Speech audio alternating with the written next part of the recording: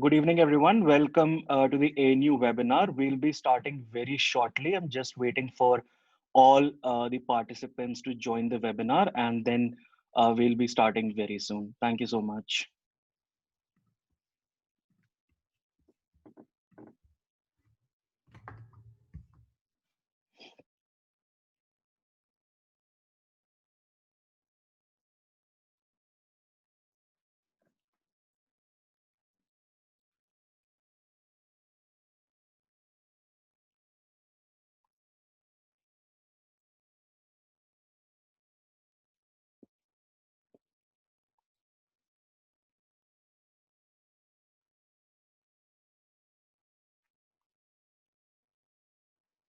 So this is the part of the ANU webinar week, and today we'll be talking about student life. We'll just wait for a couple of more minutes before we start this webinar and give you all the necessary information which you are looking forward from this particular webinar.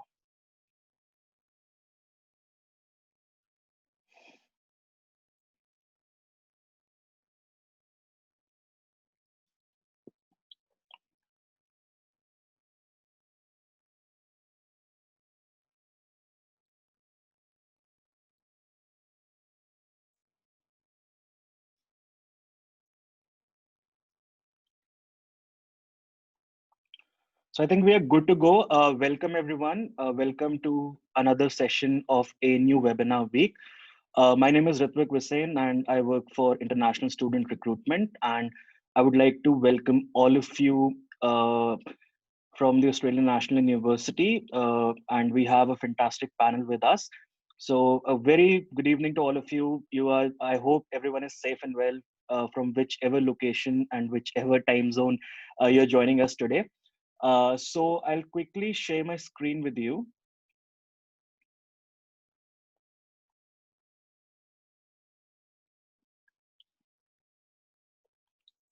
So I hope my screen is visible at the moment. So yes, welcome to ANU Webinar Week, Student Life. We'll be talking about student life, student experience. We have a current student panel with us. They'll be reflecting more on their experience, on their journey. And this is one of the best sections which I like to talk to all the prospective students who plan to do their undergrad or postgrad at the Australian National University. And we can give you more insight about how it is to study at ANU, what is community like, what is residential life, what is all about the beautiful city Canberra. So as I mentioned earlier, we have a fantastic panel with us right now. So we have Abhishek, who is from India, and Abhishek is doing Masters of Accounting at ANU College of Business and Economics. Also, Abhishek did his undergrad from US Universities of Texas, where he did bachelor's in accounting, and now he is here at ANU studying masters. Also, we have Greg, also known as Epi. So I'll call him Epi because that's the name I'm pretty used to saying at the moment. So Epi is from Philippines. Epi is doing a Juris Doctor, which is JD at College of Law. Uh, then we have Walter. Walter is from Nigeria, and Walter is studying Masters of Finance at ANU College of Business and Economics. Uh, we have one more speaker, Kevin, who might be joining us very shortly, who's from Indonesia and who is currently studying Masters of Public Policy at College of Asia and Pacific. So as you can see, we have a very diverse panel with us today.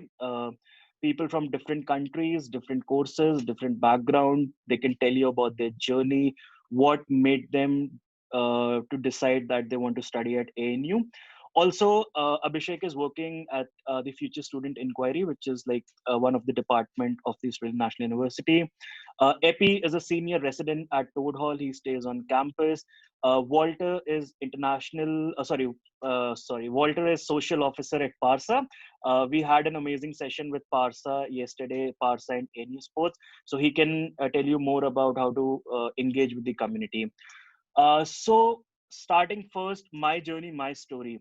Now, as I mentioned with you that Abhishek, who is studying Masters of Accounting at College of Business and Economics, and also he did his undergrad from University of Texas in US. So I think, Abhishek, you would be the right person to tell our audience that what made you decide that Australia is your destination, ANU is the university where you want to pursue your masters, and what was that deciding factor for you, where you instead of continuing your masters in US, you came to Australia?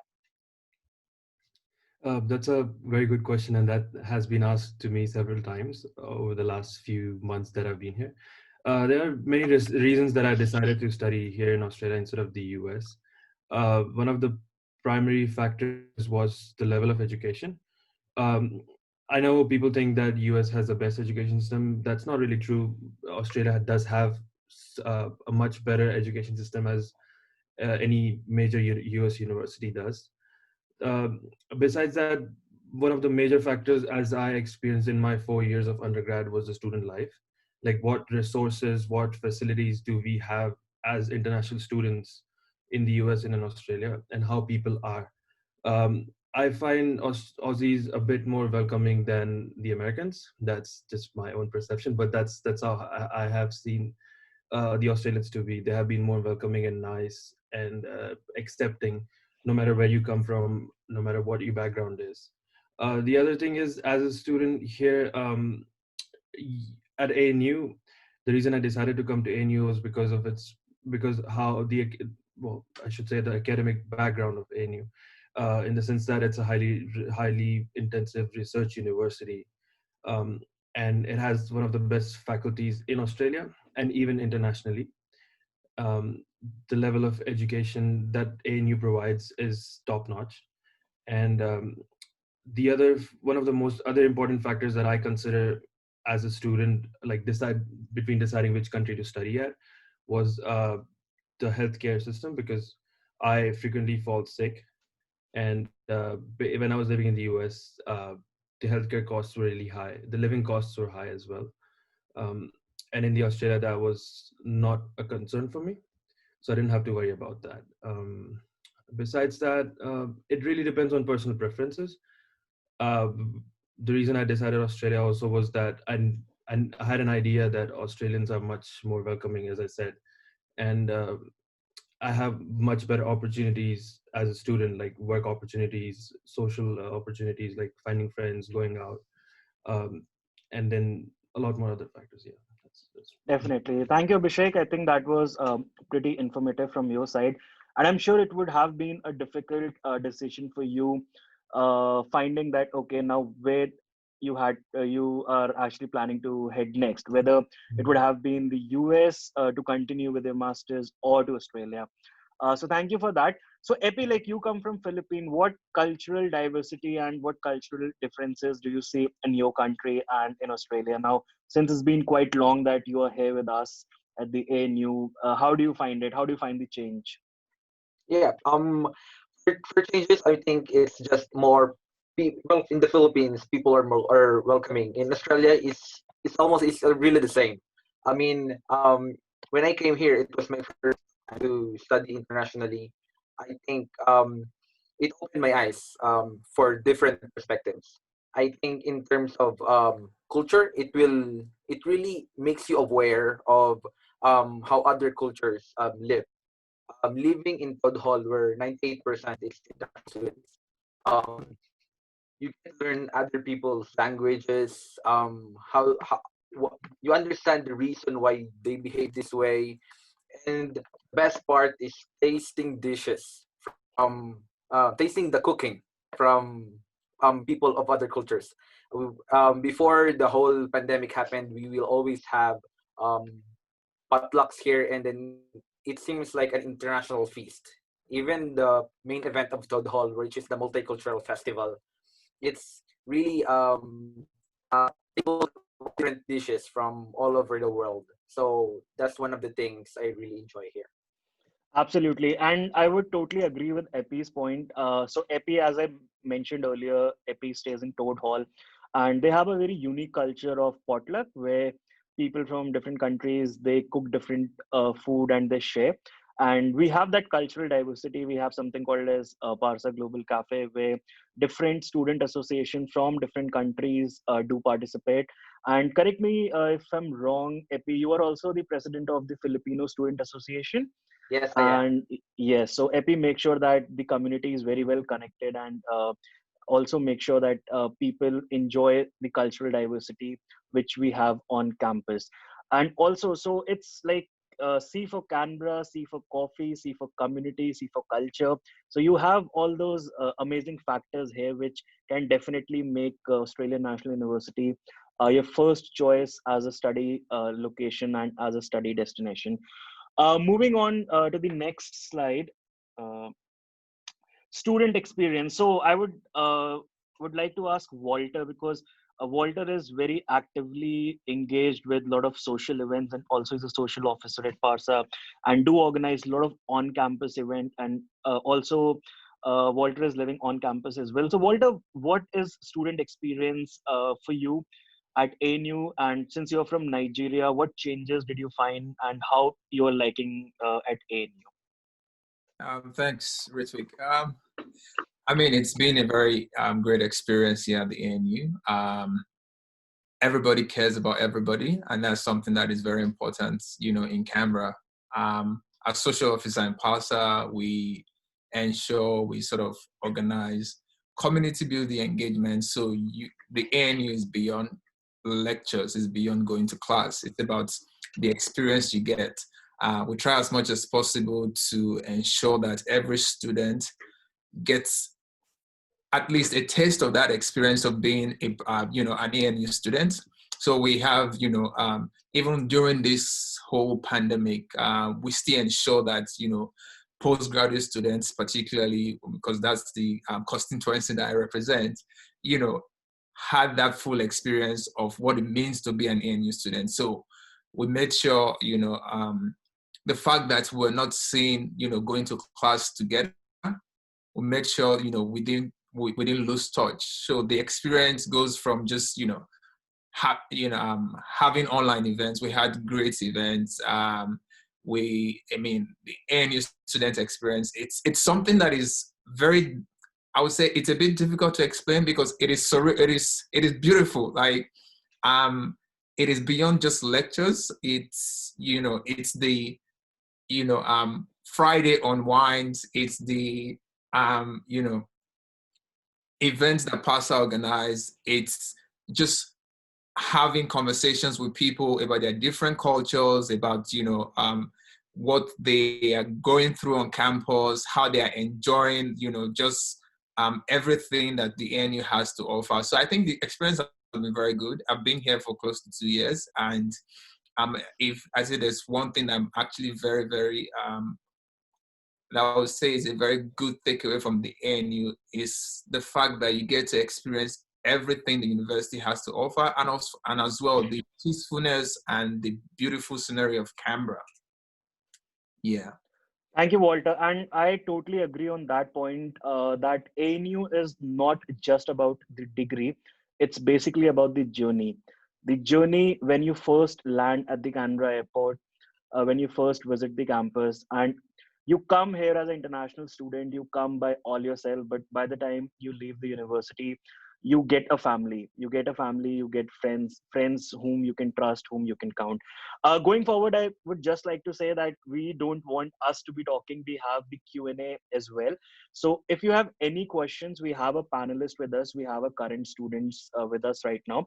So make sure that whatever questions you have regarding the university life experience, how it is about learning during the COVID situation, make sure that you ask questions in the Q&A section, and side by side we'll also answer that while chit chatting and sharing experience. So make sure that you ask as many questions as possible, and it's a fantastic opportunity to get the first-hand knowledge and the first-hand experience from our panelists. So please feel free to ask as many as questions as you want. So yes, coming back to the student experience. Now, out of the three people who have joined us, Abhishek, this is your first semester. Like, you have just completed your first semester. I think you had your exam today. So how did it went? How was your exam? The exam was okay. I'm not very confident about my exam, like studying, because all this courses, everything was online, and that Right. was So a big issue. coming to my next question, since it was the first semester, and when you came, I think right after a few weeks, we were into the COVID, and there was lockdown and the way of teaching changed to online learning. Now, that has been a question for a lot of the students who are planning to take admission at ANU in the coming semester or in the semester 21. What is it like to study in COVID? What is online learning all about? How is it different from the face-to-face learning which we have in classes? So if you can reflect more on the online learning by ANU, and what was your experience all about? Yeah. So I think if I have a little bit of idea because we had 4 weeks of in-class teaching and then everything shifted online. So with regards to the teaching online, it mainly depends on personal preferences.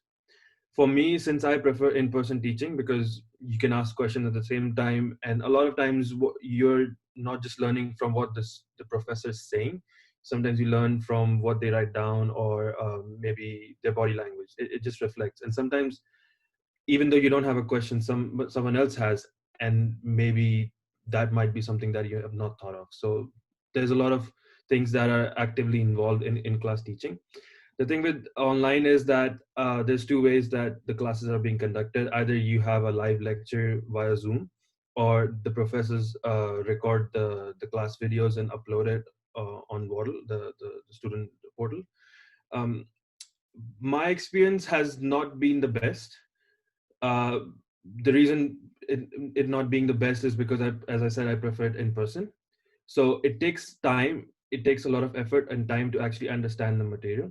So if I was in class, for example, and I had 3 hours of lecture for my statistics course, so if it was in class, I would spend another 6 hours, 7 hours at the most extra for covering up, going through the notes and everything. But now, since it's online, I'm having to spend a, almost double the amount of time that I used to spend. Um, and the other thing is, the professors. Besides this, the professors are really supportive. It's not that they. It's just that they upload the lectures and then you just do. It's like they are actively available on Zoom, um, and they are there to like help you out, and even the tutors are available to help out. You can email them; they are able to answer your questions via email. Um, yeah, it mainly depends on the personal preferences. Um, but the positive thing that is that the professors have and the tutors have been really supportive throughout this situation.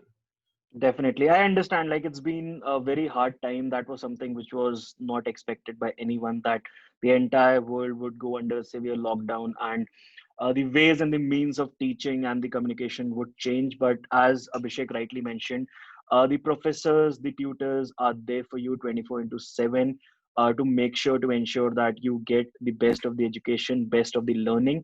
Also, they're trying a lot of innovative ways where they can engage with the students, they can engage with the audience.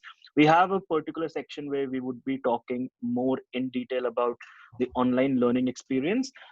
So moving on, the next slide, life on campus. So now, Epi, since you are the senior resident at Toad Hall and you're living on campus, tell me what all activities do happen on campus within different halls, within your own hall, and is it good that students should live on campus or off campus? Because again, it's a debatable topic depending on the personal preferences. But what I would say points you would say that it's good to stay on campus and the kind of exposure you get. What was your experience all about? Yeah. With living on campus, I agree. It is a debatable topic because I mean, off campus it's much cheaper, but on campus it's a bit more expensive. Um, what I decided on this when I first came to ANU was that on my first semester, I would live on campus. So I would gain friends, get connections, meet everyone. Because if I live off campus, um, the probability of me meeting friends would be just in the class. But if I live on campus, I would gain friends, including in the residential hall. It turned out to be a good move for me because later on, I managed to interact with what's going on in the residential halls, and then I opted to become to apply for to become a senior resident, which now I have pastoral care and pastoral care duties for my residents. um, if you're going to opt to go off campus, going for you. Before COVID, there was a lot of events, clubs you can join. Look out especially for O Week where you can join clubs. That way you're able to gain friends based on the clubs that you can join, depending on your interests. So um, this incoming semester, there is a lot more. I mean, I think O Week will be online, and for Market Day, that's where you join all the clubs. There is still going to be a lot of activities that's going to happen. So um, I think even if you live off campus, if you choose to live on campus or off campus, as long as you try to engage other students and try to gain friends, definitely I will say you will be all right and you will enjoy the experience. Definitely. No, that's a very valid point, Epi. And I totally agree on this point which Epi said, that when you come to the university, the first semester especially, try to live on campus, because you come from a different country, you do not have friends. That's a very good way to give a head start where you can make a lot of friends. You can connect with the community, you can take part in a lot of events, orientation week, and that's a perfect platform. And also we have a very beautiful campus which is situated right in the heart of the city, so everything is very much within a walkable reach. The suburb Acton is like the entire Australian National University, and if I talk about the size, it's spread out in 350 acres, so all the six colleges come centrally under one campus. It's a beautiful lush green campus. We have a lake nearby, you can go out for a run, for a quick run, for cycling, for jogging. So again, it's very scenic, it's very beautiful. And again, as I mentioned earlier, since we have such a vibrant multicultural diversity on campus, it's always good to stay at least for a few semesters on campus. And then again, it's personal preference and personal choice whether you want to move off campus or you want to continue on campus. So Walter, can you tell me something about the senior resident? What is a senior resident, how you become a senior resident, how important a role a senior resident plays in a life of a student, and if someone plans to be a senior resident, how he can be one, if you can just reflect on that. Yeah, I'm just going to quickly say that I support, living on campus because, coming from Nigeria, I didn't know anyone in Australia, and being on campus, living in student accommodation sort of gave me that pathway to sort of build a very robust and beautiful network of students that I call friends. I mean, everybody on the panel, I know them today because I lived on campus and I had good interactions. In terms of being a senior resident, so the role of a senior resident is to sort of, guide you through that process of getting used to the community. So if, for example, I live in Laurel Swing at Ursula Hall, if you're looking at coming to Laurel Swing at Ursula Hall, for example, a senior resident would most likely be the one to receive you after hours, show you where your room is, show you where the common room is, and other facilities that we use here in the hall. So the role of a senior resident is basically to provide pastoral care. By pastoral care, I mean, should you have issues you want to discuss with someone, a senior resident is there to help you out. Should you be locked out of your room at odd hours, a senior resident will be there to help you out. Another thing a senior resident does is to sort of organize community building activities. So I was a senior resident at Ursula Hall last year, and some of the events we organized was, events that brought people together. So one of the things that we look out for is we know that students coming in from different parts of the world probably do not have strong links with people on ground. So we try to, connect people with each other such that, they can say, oh, I've been able to make friends. So if they have any, they have someone to talk to, they don't feel left alone. They are not, they don't feel like they're in like they're on their own. So they have people to support them. So the senior resident role is just like, a role that is there to build, to sort of connect that bridge and sort of make sure everybody that is coming to the to the hall or to the college of residents are able to feel at home. We always try to make sure, we organize events that, keep people in touch, offer advice, tell you about the best place to go for your shopping, for your groceries, all the advice that you need as a new resident or as an incoming student.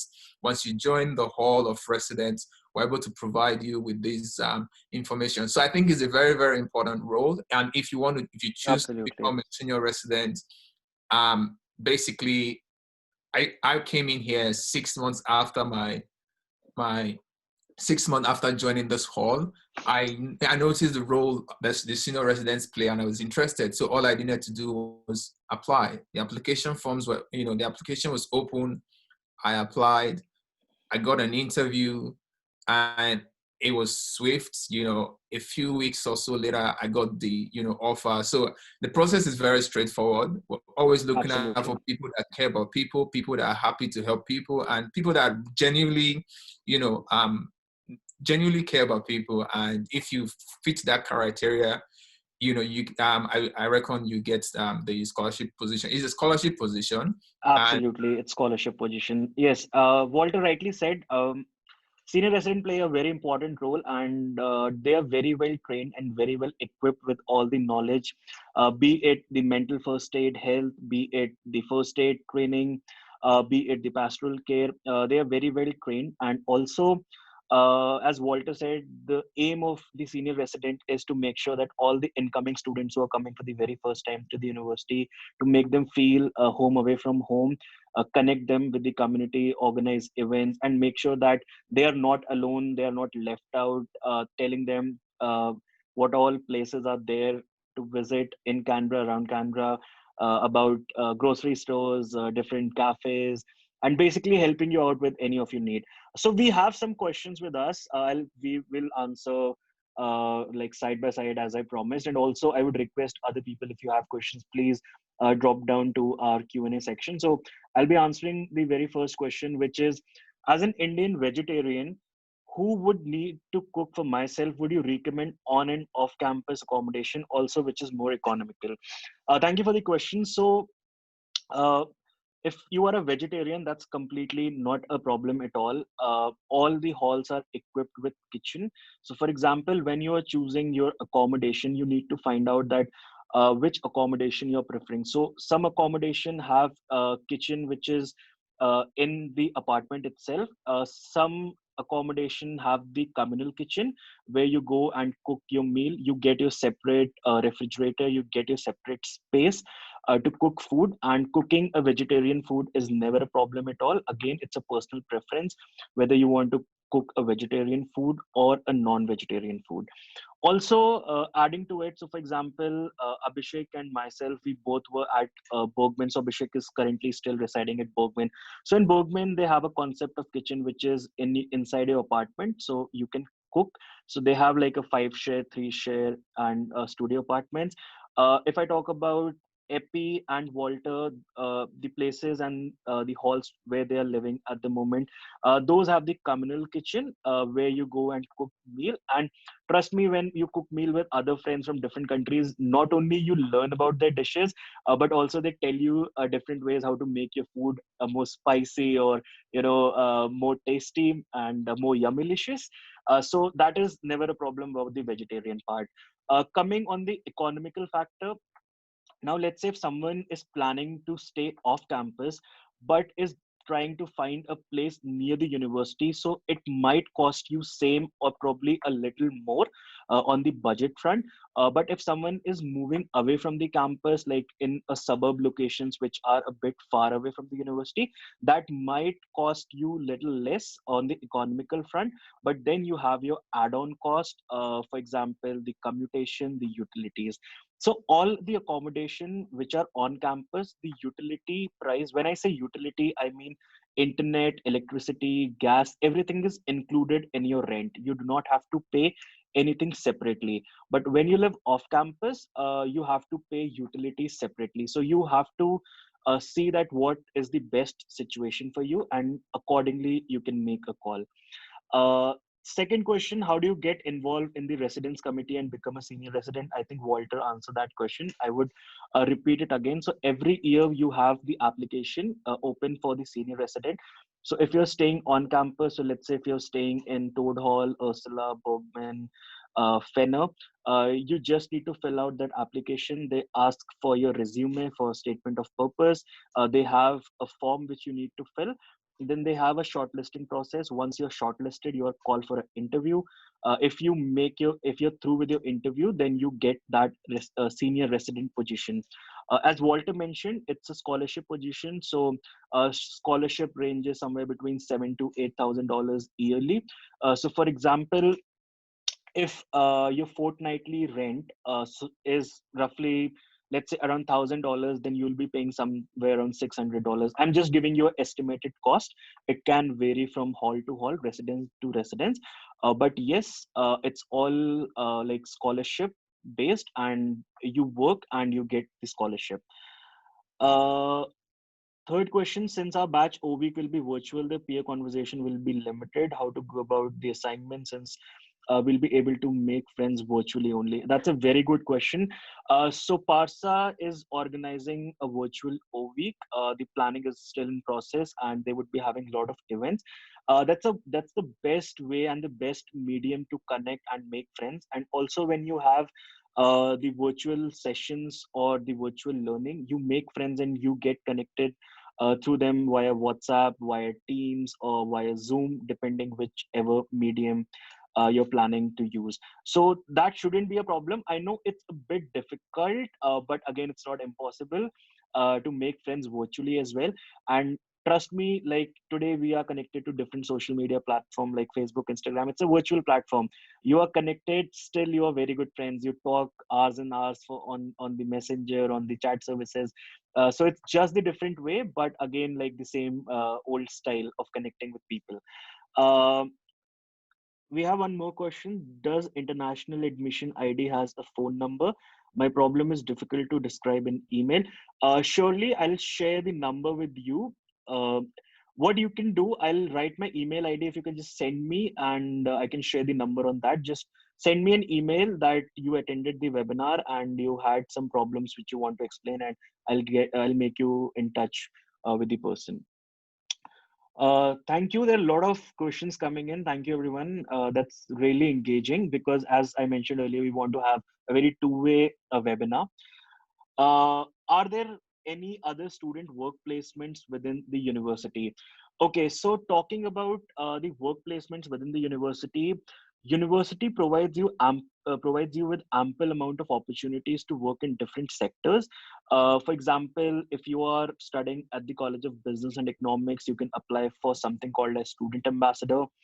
There's an organization called Set for ANU. You can be a Set for ANU coordinator. You can work with university on different projects. Let's say you are very intelligent in your studies, in your subjects, you can apply for a tutorship. So there are a lot of opportunities. We are having a session by ANU Careers on Friday, 5 to 6, and I would advise you to attend that particular session where we would be talking more in detail about the work placements.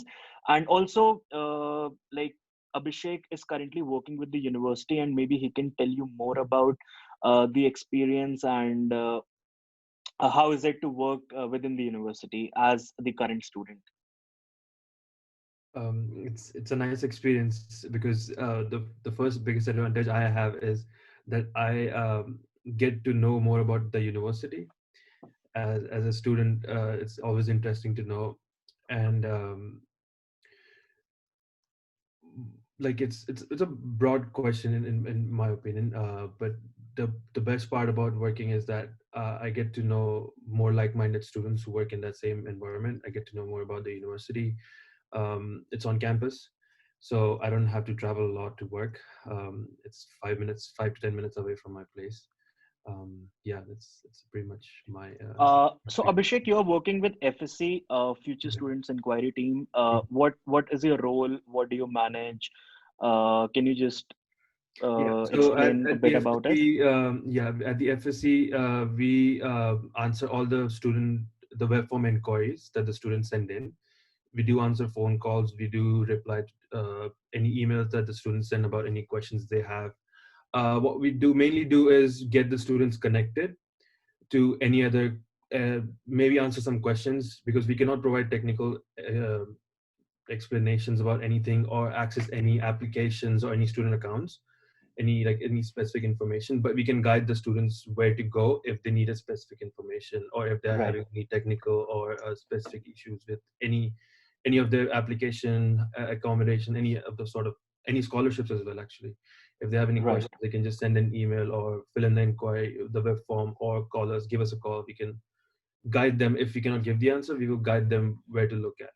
Right. Thank you so much, Abhishek, on that. So yes, as Abhishek mentioned about his job experience within the university, even I have worked within the university in couple of portfolios, and it's a beautiful experience to work on campus, and also there are a lot of part-time jobs which is available off campus as well.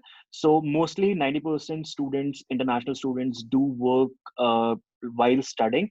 There's a section we'll be covering about how to manage your work and your study time as well. We have one more question which says, should an international graduate student live in a studio apartment, or is multi-share apartment better for someone coming to the country for the first time? That's a very good question.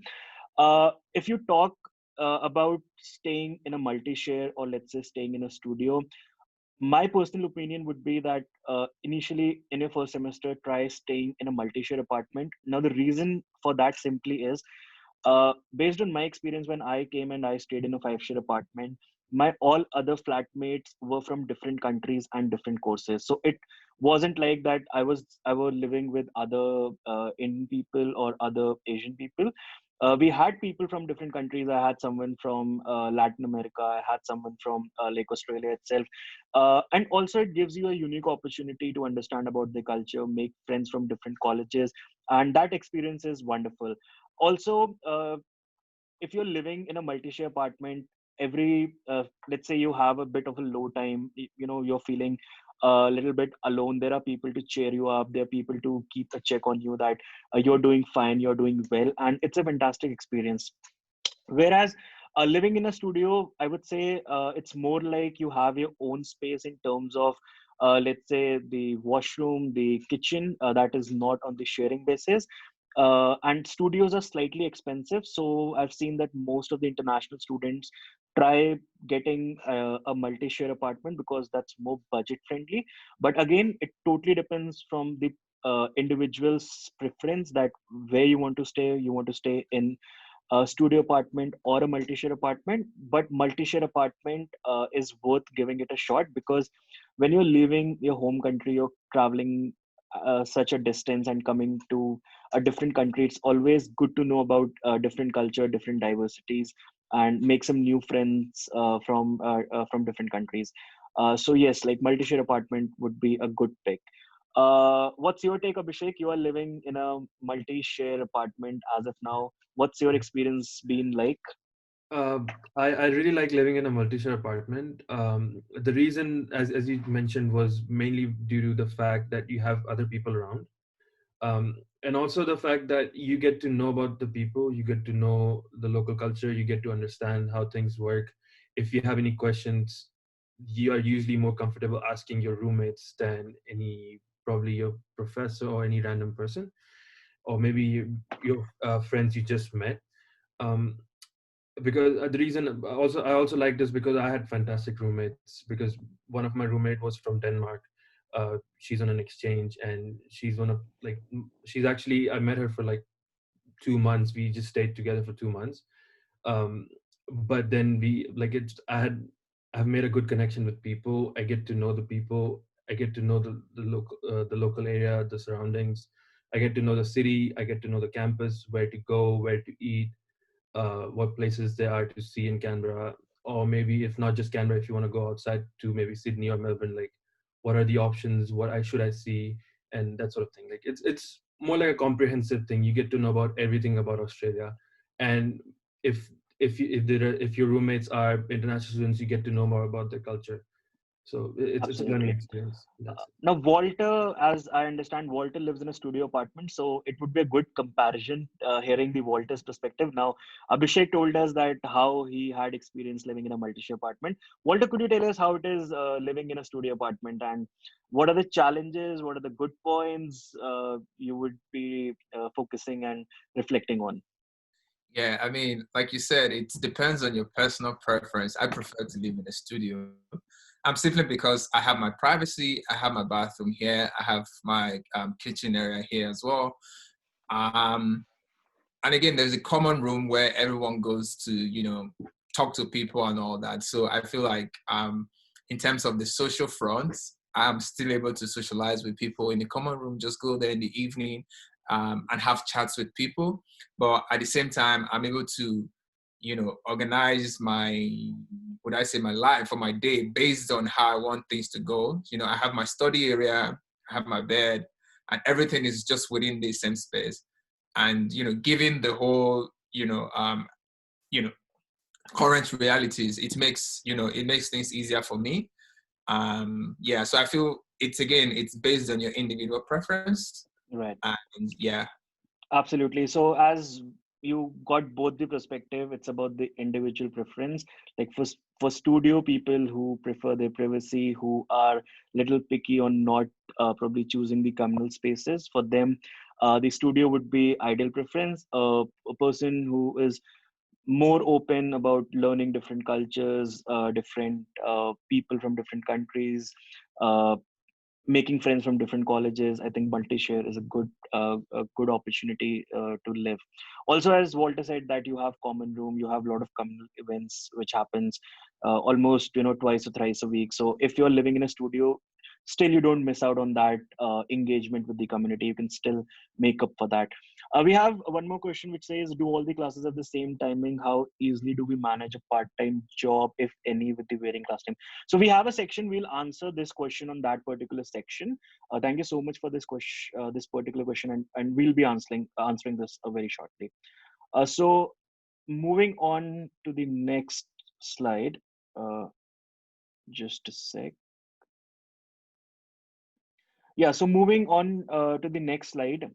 Uh, what all are the fun places in Canberra? Like how you guys spend your time apart from being occupied with intensive subjects and professors piling you up with a lot of take home exams and assignments. What do you guys do in your free time? So let's start with Epi. I think with my free time, usually in my first year, it was all about trying to establish myself here. Usually, it was spent looking for work. But now in my second year, I do have part-time work already. So I was looking to travel. Actually, probably next week, I'll go down to the south coast. So that's one of the advantages living in Canberra. It's right between the middle of Melbourne and Sydney. So you have options where to go. Aside from that, there's also a lot in Canberra, and a lot of activities as well. The National Museum is almost next to the campus. Um, and then another thing would be um, going to all the cafes and tasting all the food that's available in the city center and everywhere else. Absolutely. As Epi rightly pointed out, Canberra is very strategically located. So it's like 3 hours drive, like from Sydney, and 1 hour flight or a 7 hour drive to Melbourne. So it's right in the middle of it. The fun fact about Canberra is that if you go 3 hours to your left, you will hit a snowfield. If you go 3 hours on your right, you'll hit the beach. So it's very strategically located. You have the opportunity of visiting a beach and visiting the snow at the same time. So right now it's winter here. It's snowing heavily around Canberra, and the snow fields, all snow, white-capped mountains, and people are doing a lot of ski trips. Also, the beaches are very close by. We have places like Batesman Bay, Jarvis Bay, and the fun fact is that the Jarvis Bay has a beach called Hyams Beach, which is world's whitest sand beach, and it's a fantastic place. Like I'm planning to go this weekend, and it's amazing. So once you're here, you are just not restricted to Canberra, but there are beautiful places around Canberra. Also, we have a lot of festivals which are happening around the year. So we have the Tulip Festival, which is coming, which happens somewhere around August and September. We have Canberra Enlighten Festival, which happens somewhere around March and April. Also, we have Hot Air Balloon Festival. So you would be amazed to know with this fact that Canberra is like one of those cities in the world which organizes the balloon festival. So there are only two places. One, if I'm not wrong, is Turkey, Istanbul, and second is Canberra. So the balloon festival is amazing. It's very beautiful. It's very scenic, and people do participate a lot. So definitely, there are a lot of things which you can do around Canberra, and also you have lot of food options. Like there's a place called Donsdale Street, which is like the food street, and you get amazing variety of food. People from different countries, don't worry at all. You have food from all the places. You have a lot of Indian restaurants. You have a lot of Asian restaurants, the grocery stores. So you don't have to worry about that. Okay, how will I get my food of my personal choice and preference? Also, for vegetarians, you have couple of vegetarian options as well, so you don't have to worry on that factor as well. Also, because it's a capital city, we have Parliament, we have War Memorial, we have National Museum, a lot of libraries. We have Lake Burley Griffin, which is one of the biggest man-made lake in Canberra. You can go on a boating like through Go Boat. So yes, I mean, during your free time, when you get free from your work, when you get free from your studies, you have a lot of different options to explore. And Canberra has clear blue sky, which is very difficult to find. Clear blue sky, and it gets very dramatic in the evening. It get pinkish, it get orangish, and if you go on a Visit Canberra website, you can find a lot of amazing pictures. Also, if you follow Instagram handle of RANU, which is the official Instagram handle of Australian National University, you can find some amazing student who are a very good photographer sharing their work on the Instagram handle. Talking about the next slide, virtual learning, I think we covered most bit of it. Maybe Walter, if you want to share your experience about the virtual learning, how it has been for you, that would be really great. Yeah, so I mean, the ANU prides itself as, you know, a top-notch research focused university. So when we moved from in-class, in-person learning to online learning, for me, I would say, I guess there wasn't much of a difference because the lecturers were still very committed, you know, to ensuring that we understood what was going on. I had about 4 classes this semester, and for every class, I still had consultation sessions with the lecturers. Everything was done online, but they made sure that, you know, they were always available to assist everybody with whatever queries or questions that they had. And it was for me, my classes were as interactive as possible because, again, it's a difficult time. No one has actually experienced COVID-19 before. You know, the pandemic was actually very, you know, despite the fact that we had, you know, a pandemic, classes went on, and each classes that I attended were almost, I would say there wasn't a major difference because, like I said, everybody still had time. All the lecturers that I encountered or that I worked with this semester still had time to, you know, respond to my queries via email or consultations on Zoom, face-to-face, you know, Zoom consultations and meetings. And yeah, I would say, you know, the experience wasn't bad at all. It was, you know, I guess I would say as a student that is very conservative, I guess the expectation, what I encountered actually exceeded my expectations. Definitely. Thank you, Walter.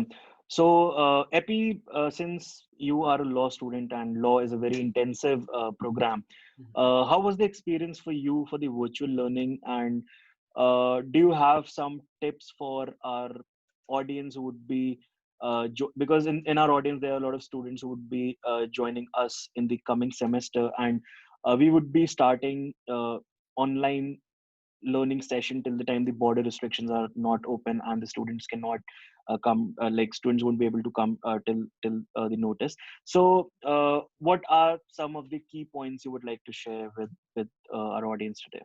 Yes.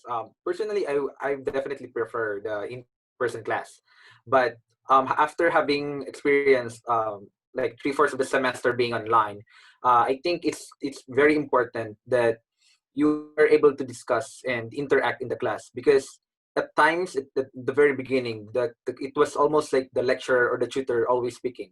So I think it would be very important for the students to be able to come to the class prepared, so they would be able to interact and offer their own contributions.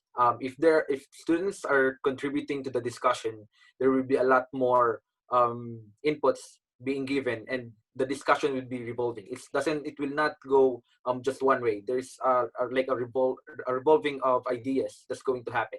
So I think that's one of the main points. The second is being able to, if you if you have a question or something and you would want to ask any of your classmates, feel free. It's in the chat.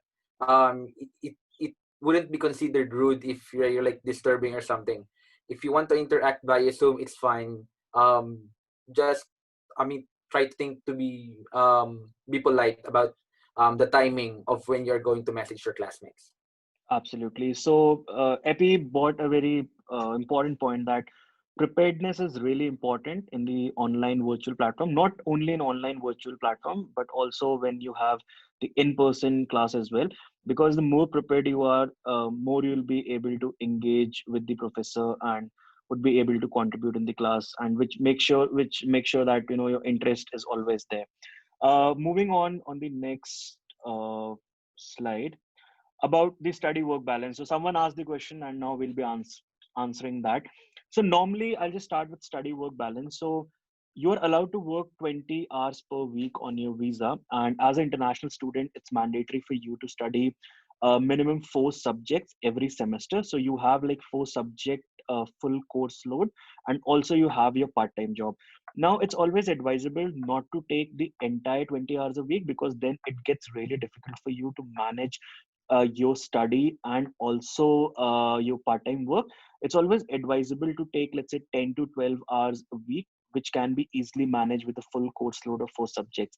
Also, by the time the semester comes to an end, every student is piled up with, I would say, a lot of assignments. You have your exams coming up, so that is the time when the working every week dips down even to 5 to 6 hours as well. So you just need to make sure that you balance it out. You make sure that you do your planning, and also it depends from course to course. So let's say someone who's studying accounting and finance, which is a very intensive degree at the university, and you really need to focus on a lot of subjects like statistics, like accounting. You need to make sure that you get the right amount of time, that work balance time. For example, epi is doing law, so in that case again it's a very intensive degree and you need to balance accordingly. Just correct me guys if I'm wrong, like 10 to 12 hours is like the safe side, what is normally advised to work every week, making sure that you get good grades, because that is something for which you are here, completing your degree in that 2 year span of time, and also vis-a-vis maintaining your GPA. What are your thoughts on that, Abhishek? I think 10 to 12 hours or maybe 10 to 15, depending on your circumstances. It's a good choice. It's a good way to start at least. Because once you are in your courses, once you start studying, you know what the workload is, what the requirements are for the courses. You get an idea how much time you need to dedicate for every course that you're studying. And by the time the semester goes on, if you think you'll be able to manage in less time, or you have extra time to work, then you can work extra time. But 10 to 12 Absolutely. hours or maybe 10 to 15 hours, something around that is usually a good idea to start to get an idea. But after you get an idea, you can change things based on your circumstances. Yeah, so just moving to Walter, I would just moving next to Walter, I just want to add one thing. When you come in your first semester, don't try finding a job within first 4 weeks. That is really important, because when you come to a university, every university has a different style of education. So first you need to get yourself familiarized that how the study load is, how you're coping up with your subjects. And when you get familiar with your classes, with the amount of workload you're getting, then it's always advisable that in your fourth or fifth week you can start finding the part-time jobs. But don't go zip zap zoom the moment you landed and you start hunting part-time jobs. Just give it some time, take a breather, get used to the environment, get used to the culture, and then go for it. Over to you, Walter. Tell me what you want to add on to this point. Oh yeah, I guess that was the previous point about. I was going to add to say that the lecturers here, they're Yeah. interested in you doing well. You get what I mean? So every lecturer that actually teaches you stuff, they are very very interested in excelling in your courses. So during the online learning and all that, it is important to ask questions, have a conversation, and it's fine. And just to add, I mean, I need to emphasize the point you just made. It is very, very important to actually try to understand the system once you come into the ANU before trying to get part-time jobs, because some people have made the mistake in the past where they come into Canberra and the first thing is trying to get a job, and they get really really they get to struggle because some people have overcommitted in terms of job. So some people do 15 to 20 hours and then find out that their course is very, very intensive. So it's important to find that right balance and also try to understand the system. Your first year, you want to know how the university operates, how the lectures are done, what are the assessments that are required, because the NU is, it's in the league of, the Harvards of this world, the Oxfords. So you wouldn't expect that, you wouldn't expect the, quality of teaching or quality of assessment to be below par. So it's important to, understand how things are done before trying to overcommit on work. Yeah. Absolutely, and that's a fair point. That, as you very rightly said, that ANU is among the top universities in the world. It's in top 30 universities in the world, and it's ranked number one in Australia as per the latest QS survey. And also, it's the number one university in the group of 8 universities of Australia. So yes, you need to maintain that level of education, that level of participation and engagement. And also, it's important to have a part-time work, but never forget your priorities, that what at the end of the day you want to achieve from ANU and from your degree. We have just, I would say, 3 more minutes left before we wrap up this webinar. So any last questions if someone wants to ask in the Q&A round, please feel free to ask. And also I'll be sharing my email ID in case right now you are out of questions or you do not have questions. Please feel free to email me and I'll be more than happy to answer. Last slide is about the community engagement. As I've mentioned earlier, and as everyone who is here on the panel said, that ANU has a brilliant community. You can definitely be a part of it. The first and foremost is, I would say, you can be a part of PARSA if you're coming for your post graduation. If you're an undergrad, you can join ANUSA, which is our sister concern. So you do not need to go and get a membership. Once you join the university, you automatically become a member of ANUSA and PARSA according to the course you have opted, as in like the postgrad or the undergrad. Apart from that, there are a lot of clubs in society. You have ANU sports. Someone is into fitness. Someone is into cricket, football, any kind of sport activities. You can join ANU sports.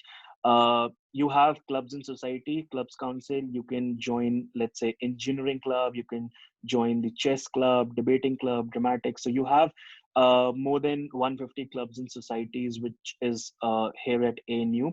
Let's say there's a club you want to join and we do not have, which is like very unlikely. You can even found a club, right? So even you can be a founding member of a club. There's a whole protocol which is being listed out in the clubs council, and you can be a founding member of a club and you can start a club as well. So ANU gives you that flexibility, that budget, that funding, where you can even be a founding member of a club. So there are a lot of opportunities for you as an international student at the Australian National University to make the most use of your 2 year which you spend here, in not just learning, but probably making yourself, I would say, a better leader, a better thinker, a better achiever, and also making the difference in the society and in the community. So we have just last 1-2 minutes left. If you have any more questions for us, it's now the time to ask our current students who are with us.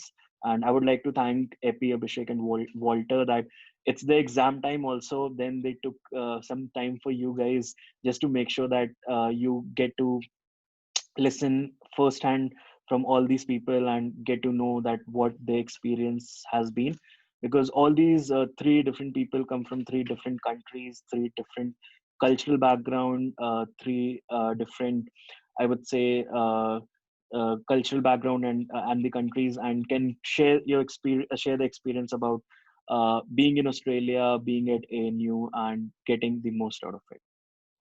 So I think we don't have any more questions. So before I log out, I'm just writing my email ID to all the attendees. If you have any more questions, you can always flick an email to me, and I'll be more than happy to answer all your questions. So I've put my email ID. Just make sure that you copy paste somewhere, and make sure that if you have any questions, just feel free to write an email to me. Also, since I mentioned at the very start of our session that it's a webinar week which is going on, we have some more amazing sessions lined up for you. So on Friday, we would be joined by Set for ANU, which is a fantastic department of the Australian National University, which engages engage lots of different activities with the incoming students and the prospective students. So make sure you join the Set for ANU session. Again, we would be having some current students with us on the panel, and you can ask as many questions as you want. And on the same day, 5 to 6, we have a session by ANU Careers, where we would be joined by some of our alumni, some of our current students who are working. They can tell you more about the job prospects. There would be a career counselor who can tell you about the job market, how you need to prepare yourself for the Australian job market, what are the job opportunities like in Canberra, around Australia. So make sure that you make the most out of it during this webinar session, and stay tuned and follow us on Facebook, Instagram, and also make sure that you attend the upcoming sessions during the week. So that's all from my side. Thank you once again, Epi, Abhishek, and Walter for joining me today. And thank you so much. I'll see you in some other sessions day after tomorrow. Have a good evening, stay safe, and take a very good care of yourself.